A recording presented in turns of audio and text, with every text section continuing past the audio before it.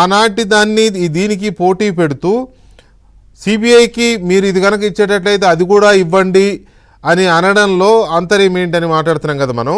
ఒకసారి ఏమన్నారో విని సిబిఐ సవాళ్ళు అనే దాని మీద చూసి దాని మీద తీసుకుంటాను. నువ్వు నీ కొడుకు ఇద్దరికి సవాల్ విసురుతాను. ఈ డిఎస్సి మా హయాంలో జరిగిన నువ్వు ఆరోపణలు చేస్తావు నా డిఎస్సి రెండు సిబిఐకి మేము రెడీ. మేము తప్పు చేయలేదు కాబట్టి నేను రెడీ అంటాను. మేము రెడీ అంటాను. నువ్వు రెడీనా? ఛాలెంజ్.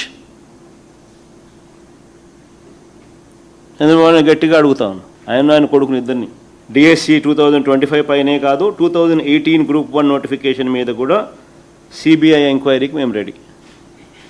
మేము తప్పు చేయలేదు కాబట్టి తలెత్తుకొని గట్టిగా అడుగుతున్నాం. నువ్వు రెడీనా అని అడుగుతాను. రెడీ అయితే వెంటనే లెటర్ రాసి.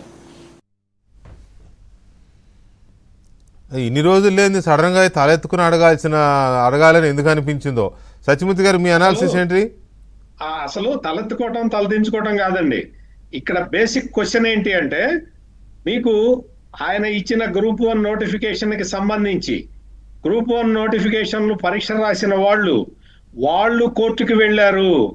కోర్టుకు వెళ్తే కోర్టు కేసు పరిశీలించిన తర్వాత ఆదేశాలు ఇచ్చింది. దాని మీద సిట్టు ఎంక్వైరీ చేసింది. సిట్ రిపోర్ట్ ఇచ్చింది. ఆ రిపోర్టు ఆధారంగా ఇప్పుడు వార్తలు బయటికి వస్తున్నాయి. వీళ్ళు ఓఎంఆర్ షీట్లు ఎన్నిసార్లు మార్చారు, వైట్నర్ పెట్టి మార్కులు ఎన్నిసార్లు దిద్దారు, వాళ్ళు చేసింది ఏంటి. ఇప్పటికే ఆ కేసుకు సంబంధించిన వాళ్ళని అరెస్టు చేశారు.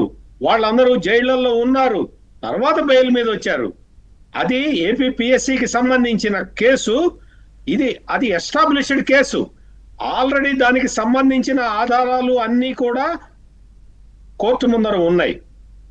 డిఎస్సి విషయానికి వస్తే డిఎస్సిలో డిస్ట్రిక్ట్ లెవెల్ గ్రీవెన్సీ సెల్ పెట్టారు, స్టేట్ లెవెల్ గ్రీవెన్సీ సెల్ పెట్టారు, అప్పిలేట్ ట్రిబ్యునల్ పెట్టారు.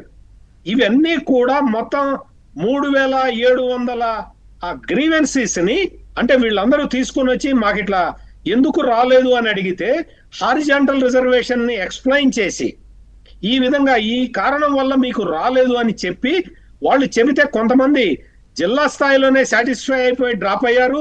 మరికొంతమంది స్టేట్ దాకా అప్పిలేట్ ట్రిబ్యునల్ దాకా వెళ్ళారు. అంటే గ్రీవెన్సీ రీడ్రసల్ సిస్టమ్ ని పెట్టి ఆ సిస్టమ్ లో వచ్చిన వాటన్నిటినీ కూడా పరిష్కరించిన తర్వాత కూడా జగన్మోహన్ రెడ్డి ఈ విధంగా మాట్లాడుతూ ఎవరికి ఏది క్లారిఫికేషన్ ఇవ్వలేదు అని చెప్తున్న అబద్ధాన్ని మాత్రం నిజంగా అందరూ సభ్య సమాజం అంతా కూడా ఖండించాల్సిన అవసరం ఉన్నది. నోటిఫికేషన్ మీద 332 కేసులు వేశారు. నోటిఫికేషన్ లో ఏ మాత్రం లోపాలున్నా నోటిఫికేషన్ ఆగిపోయి ఉండేది. నోటిఫికేషన్ మీద వీళ్ళు కేసులు వేస్తే ఆ కేసులన్నీ కూడా సెట్ అసైడ్ చేసిన తర్వాతే డిఎస్సి కండక్ట్ చేశారు. ఇవన్నీ కూడా బేసిక్ ఫ్యాక్ట్స్ వెంకటకృష్ణ గారు. దీనికి ఉమేష్ చంద్ర లాగా మనం ఏదో న్యాయవాదులం కావక్కర్లేదు, లా చదవక్కర్లేదు. ఇవన్నీ జనరల్ గా అందరికీ అర్థమయ్యే విషయాలు. కామన్ సెన్స్, లాజిక్ చాలు. బేసిక్ ఇన్ఫర్మేషన్ అనేది అందరి దగ్గర ఉంటే జగన్మోహన్ రెడ్డి దగ్గర ఒక్కడి దగ్గరే లేదు. రైట్. ఒక మాట సార్, ఒక మాట